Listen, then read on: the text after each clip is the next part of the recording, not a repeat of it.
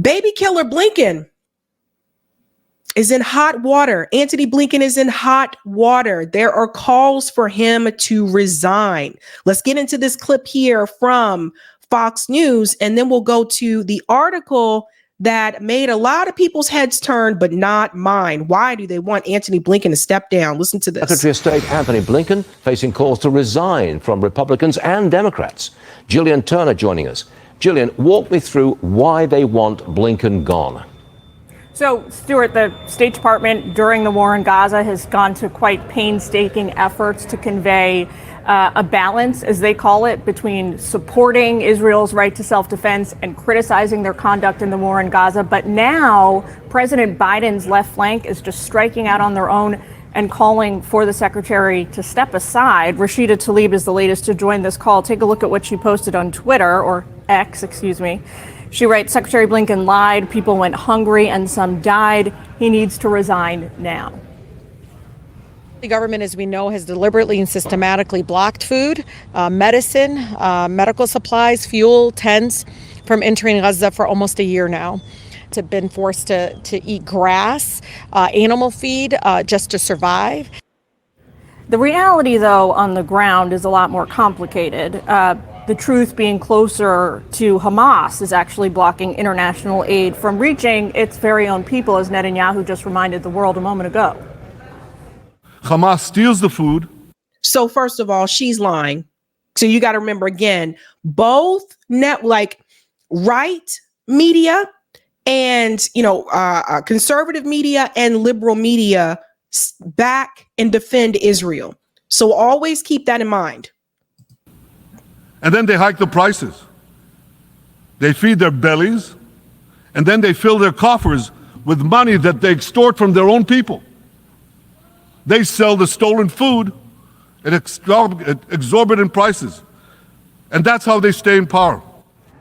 So these calls from Democrats and even some Republicans for Blinken to step aside come after a highly publicized ProPublica report that alleges Blinken toned down the findings of an internal U.S. government report that was delivered to Congress in May, which found that Israel had blocked some deliveries of humanitarian aid into Gaza. The report's findings were delivered to Blinken. They would have required by law that the U.S. cut off weapons shipments to Israel entirely. But here's what Blinken said.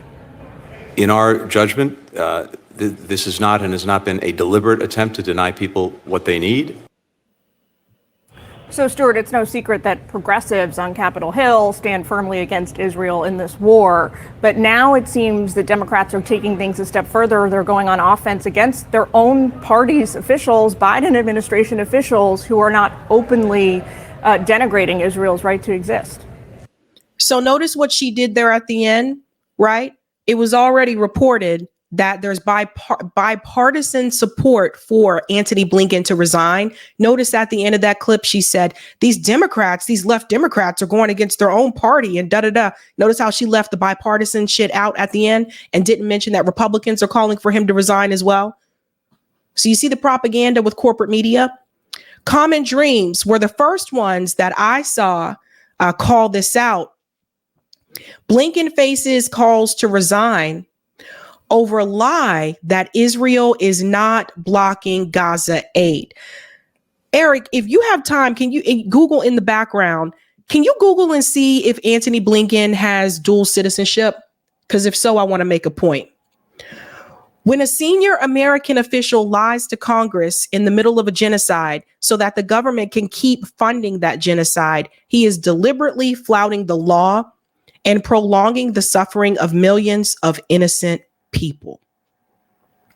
Let's go in here. I'm going to make it a little bit bigger. Secretary Antony Blinken faced calls to resign on Tuesday following a ProPublica report detailing how he contradicted the findings of his own department's experts in order to maintain the flow of American weaponry to Israel, which has repeatedly used the arms to commit war crimes in the Gaza Strip. Secretary Blinken and the Biden administration ignored Israel's blocking of humanitarian aid to the suffering people of Gaza, which is a violation of American law, and he lied about it to Congress. That is coming from Nahad Awad, the National Executive Director of the Council on American Islamic Relations, also known as CARE.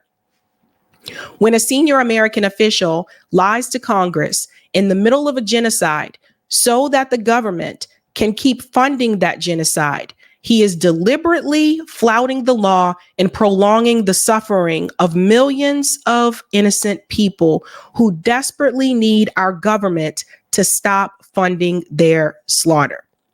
He must resign, Awad added, and the Biden administration must be held accountable for its violation of the law and its complicity in the Israeli genocide in Gaza. Now, it came from ProPublica. That's where this came from, where they provided a thorough account backed by internal communications and other documents of how the Blinken-led State Department delivered a report to Congress that was at odds with the conclusions of experts within the department, as well as those of the U.S. Agency of International Development, which is USAID. The latter agency told Blinken directly in an April memo that Israel was deliberately impeding shipments of U.S. humanitarian assistance, a finding consistent with assessments from the UN and outside groups. Under U.S. law, the federal government cannot provide arms or other military equipment to countries obstructing American humanitarian aid. So Antony Blinken lied. But I want you to know this is not the first time there have been calls for Antony Blinken to resign. Some of you may not remember this, but during the war in Afghanistan, there were also calls for Antony Blinken to resign. So you may wonder, how in the world is he able to still work with the U.S. government? So Eric told me nothing says about dual citizenship. Okay, I was curious about that. I was curious to see if he had dual citizenship. Same thing with Saul. Secretary Antony Blinken is a Jewish citizen of the U.S., born in New York. He is not a dual citizen of Israel. Okay, thank you. Thank you, Saul, and thank you, Eric. But this being said here, why is it that Antony Blinken was asked to resign during the war in Afghanistan, and yet he is still working for the U.S. government, still working for a White House administration?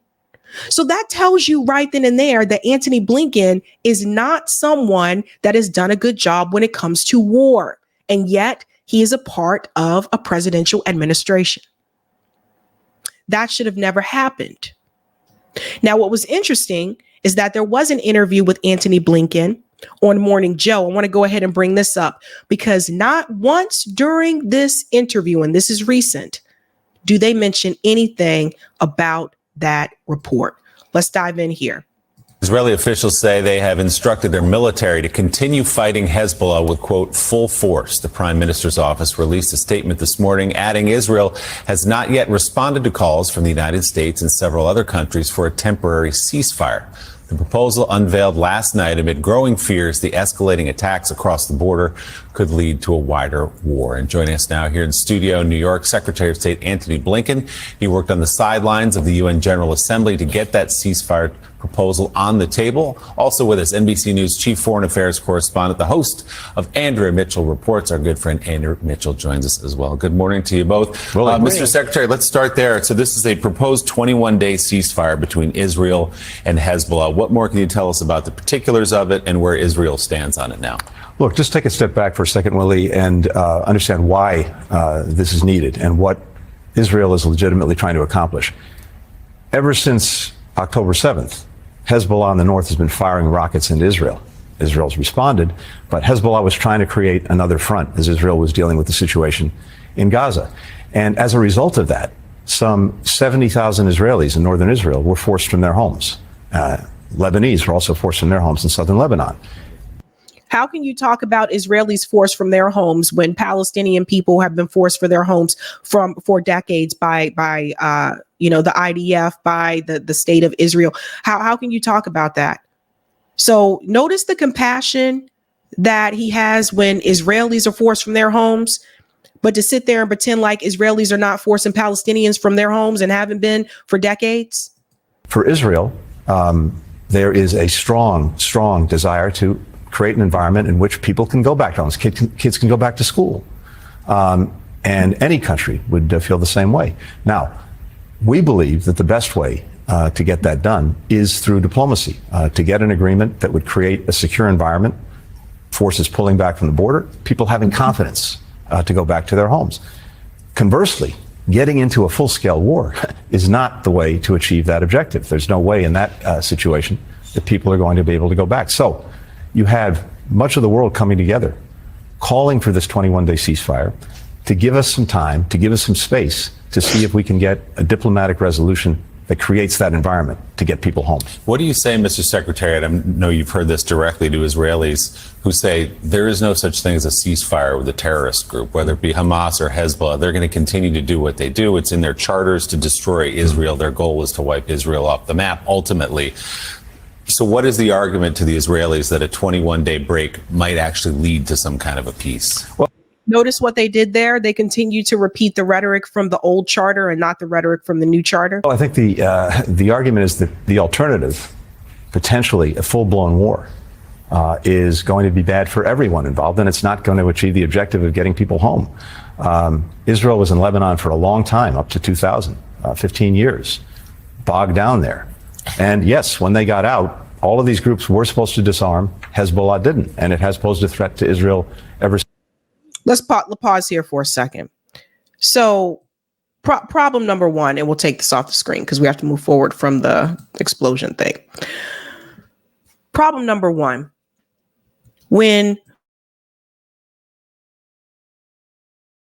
sorry guys, sneeze came through. Problem number one, when Israel has occupied that area for incredibly so long, and Blinken says, well, after Israel left, all those groups were supposed to disarm. That's like telling a group that you have been occupying and oppressing, and by the way, they're still occupying part of Lebanon, that I'm sorry that we terrorized you for all these years, but you will never be allowed to purchase a firearm. Are you kidding me? Why don't they have the right to defend their self? It's always about Israel has the right to defend their self. Israel's biggest adversary, and one of ours, Iran wants. It wants to try to bog down Israel in wars of attrition, whether that's in the north in Lebanon, whether that's in Gaza, whether that's anywhere else in the region.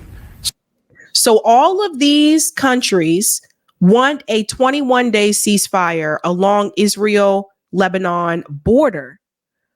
But Netanyahu spoke in front of the UN and made it very clear that is not what he wants. He does not want a ceasefire. So why do they triumph all those other countries?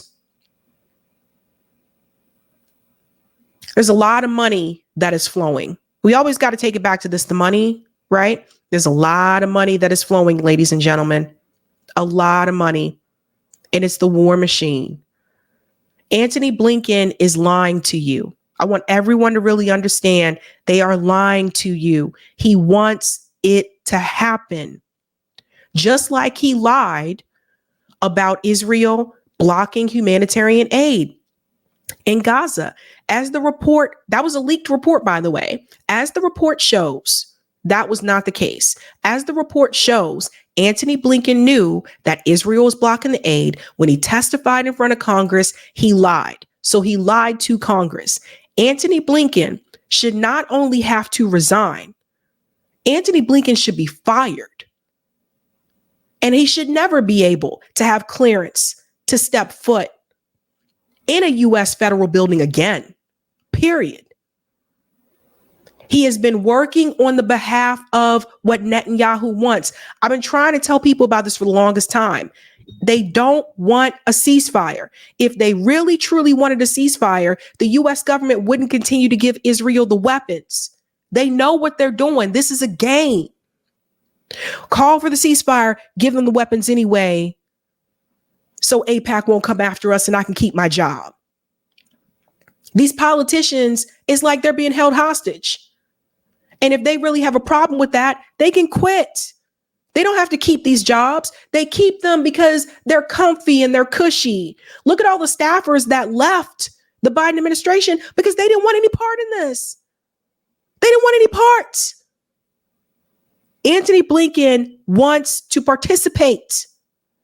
Antony Blinken, who was asked to resign during the Afghanistan war, should have never been brought into a presidential administration, period. But this is what they want. So that's what I want everyone to really grasp. Antony Blinken is lying on Morning Joe. Antony Blinken lied to Congress. Antony Blinken has lied in other interviews. He lies in press conferences. Antony Blinken's job is to go out there and lie as best as he can to make it seem like they're doing something when they're actually not.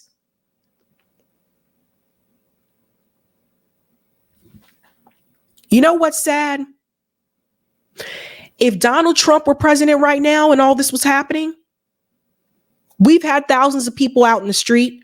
But if Donald Trump was president right now and this was happening, I think we would have that 5% that you need for a mass movement. But because it is happening under the Biden administration, even some of the Democrats that have protested against it, they're still not willing to break away completely from that administration. They still want to support Kamala Harris because they're like, well, Trump is going to be so much worse. But what I'm trying to get people to understand is that if it was happening under Trump, you would be even more angrier than you are now. So what does that tell you about the political system? What does that tell you about the political parties in this country? It is a problem when you have more anger for genocide or a certain situation based on whatever political party is doing it. That's a problem. Everyone should be against genocide, period. I don't care if it happens under Biden or Donald Trump. It shouldn't happen. So when people come to me and they say, you need to pick the lesser evil genocide, what the fuck is wrong with you people? What is wrong with all of these people who tell me you need a lesser? Are you insane? Are you serious? What are you talking about? Would you come to me and say you need to pick the lesser slavery? This is stupid. Anything to stay within the party. You cannot continue to sit here and make excuses for Antony Blinken. You can't continue to make excuses for Biden or Kamala, any of them. Just like when Trump moved the embassy, I was livid about that, just like I'm livid about what the Biden administration has done. But people paint heroes in their mind and they see these heroes and they're like, that's my party, so I'm going to try to defend them as much as possible. I've even said, even for the Green Party, I've said there's certain things that I didn't agree with, and we had those conversations on the show. But for whatever reason, people can't put that aside. People have to find a way to defend their party, and that's a freaking problem. I'm seeing people who sat up there and said, and I saw people who sat up there and said that this was a fine line for them, a red line. No way they would cross this line. All of a sudden have no problem crossing that line. What the fuck is wrong with you people? And this is why I say it feels like a cult. This is why I say it. Because these people think you can't do anything outside of these parties. As if these people are going to say, these people are going to save you. There should be massive protest energy against Antony Blinken. And people have been protesting outside his house. You're just not seeing it on corporate media. This man is guilty. And the fact that they brought him on Morning Joe after this article was released and they didn't bring it up at all. They're all complicit, and that includes the media.